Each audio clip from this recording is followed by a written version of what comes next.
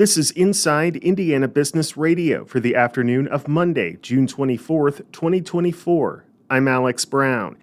Building the pool used for the U.S. Olympic swim trials at Lucas Oil Stadium in downtown Indianapolis took 200 workers over 4 weeks to complete. Now, the pool will be disassembled, loaded onto 4 semis, and trucked to Fort Wayne, where it will be the main attraction at a future $50 million community wellness center operated by not-for-profit Fort Wayne Swimming and Wellness Alliance.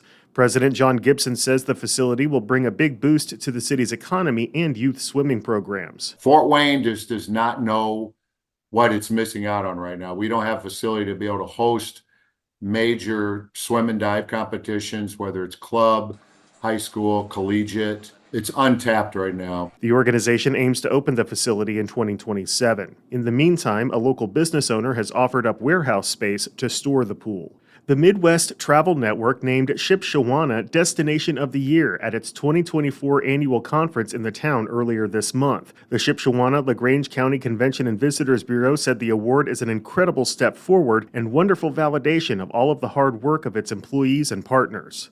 Cork Medical, an Indianapolis-based company specializing in wound care solutions, has appointed Mike Cates as its new president. The company said that it has been undergoing rapid growth and hopes that Cates will help continue to foster that growth with improved efficiency and a unique leadership strategy.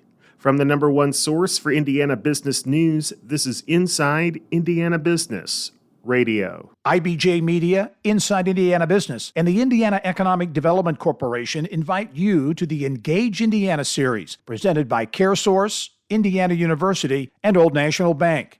With an unrelenting focus on growing Indiana's economy, we'll dive into each region's unique challenges and distinct opportunities for growth. 9 regions, 1 goal. Indiana's bold future starts here. Discover more and register at ibj.com/engage. For the first time in years, certain Indiana Medicaid beneficiaries will start paying premiums again, a concern for advocates who say that enrollees are unprepared and point to federal concerns about the rule's effectiveness. IIB's Sarah Simcox has more. The state waived the cost-sharing requirement, otherwise known as POWER accounts, in early 2020 during the COVID-19 pandemic. During that time, the state's Medicaid rolls swelled as the federal government incentivized states to not cut off coverage during an unprecedented public health emergency. But on July 1st, Medicaid beneficiaries in the Healthy Indiana Plan, Children's Health Insurance Program, and MedWorks will get a bill, many of them for the first time if they enrolled during or after the pandemic. Adam Mueller, an attorney with the Indiana Justice Project, pointed to surveys finding beneficiaries didn't understand the premiums, which can fluctuate monthly and sometimes are rolled over to other months. He said even those who tried to do everything right could fall short due to an external factor. The Indiana Family and Social Services Administration says the Indiana law requires the agency to implement cost sharing across the 3 programs, which ranges from $1 to $187 for single enrollees depending on household income. The agency pointed to its advertising campaign in multiple languages as evidence of its efforts to educate members about the premium's restart. Medicaid beneficiaries checking their coverage and possible premium status should log in at fssabenefits.in.gov. Sarah Simcox, Inside Indiana Business Radio.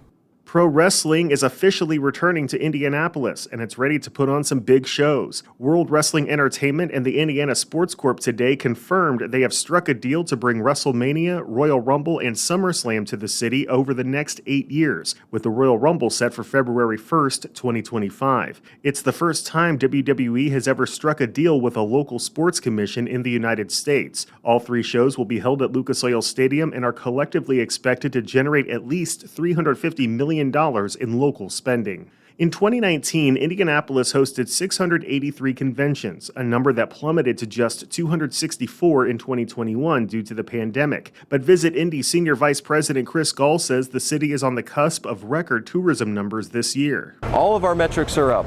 Hotel occupancy, the number of conventions, the sheer volume of conventions, the size and magnitude and caliber of conventions and meetings and events. 2024 will be a record-setting year for Indy tourism. In the history of Indy tourism, Because of events like swimming, because of events like the NBA All-Star Game, Taylor Swift, all the conventions that are coming into our city, all the leisure visitors coming to our city. So there's a sense of pride that we have recovered. Officials say through the first 6 months of this year, Indy has hosted 402 conventions, and the city is on track to surpass 700 by the end of the year. Former Lieutenant Governor Becky Skillman is this week's guest on the Business and Beyond podcast with Gary Dick, presented by PNC, a weekly conversation with high-profile Hoosiers in business, sports and entertainment, and beyond. Available now from your favorite podcast provider. I'm Alex Brown for Inside Indiana Business Radio on Demand.